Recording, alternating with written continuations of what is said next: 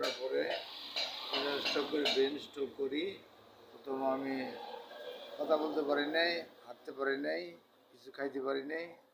আমি নিউরো সায়েন্সে আগারগা নিউরো সায়েন্সে যা ওখানে চিকিৎসা হয়েছি। চিকিৎসিত হওয়ার পরে খুব একটা পরিবর্তন হয় নাই।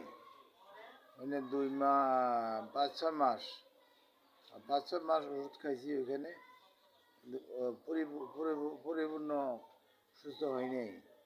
ওই প্রেশার বাইরে গেল, ওই 2 মাস পর যাইতাম, তারা একটু ওষুধ পরিবর্তন করে দিত, কিন্তু পুরোপুরি ভালো হই নাই।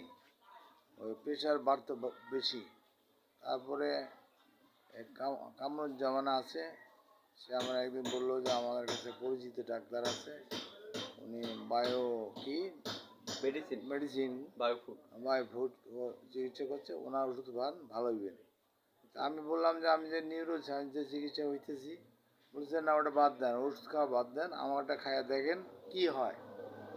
তখন আমি নিউরো সায়েন্সের ওষুধ খাওয়া বন্ধ করে দিই, দিয়ে কামরুজ্জামানের যে ডাক্তার পরিচিতি ওনার ওষুধ খাই। খাওয়ার পরের থেকে আস্তে আস্তে আমি ভালো হই এবং এখন পুরোপুরি 80% ভালো হয়ে গেছি। কতদিন আপনি মানে চিকিৎসা শুরু করছেন? 3 মাস 3 মাস 3 মাস ধরে চিকিৎসা করতেছি, এখন ওষুধ খাইতেছি। ওই প্রেশারটা আগের মতো নাই, আপ ডাউন করে না, এখন ঠিক আছে। খাওয়া দাওয়া করতে পারি, আর সব কিছুই ভালো করতে, হাঁটাহাঁটি করতে পারি, দৌড় পারতে পারি। এখন আগের চেয়ে অনেকটা ভালো।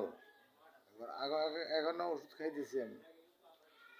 কতদিন আপনার ওষুধ খাওয়া লাগতে পারে? কতদিন এখন বলছে যে নিচে 3 মাস ওষুধ খাইতে হবে, রেগুলার খাইতে হবে। আমি তাই করতেছি, খাইতেছি, ওনার ওষুধ খাইতেছি এবং নিউরো সায়েন্সের ওষুধটা আমি বাদ দিছি। এখন এই কামরুজ্জামানের যে ডাক্তার আছে ওনারাই খাইতেছি, বায়োমেডিসিন খাইতেছি। হ্যাঁ, আল্লাহর রহমতে আগের চেয়ে অনেকটা ভালো। ধন্যবাদ আপনাকে।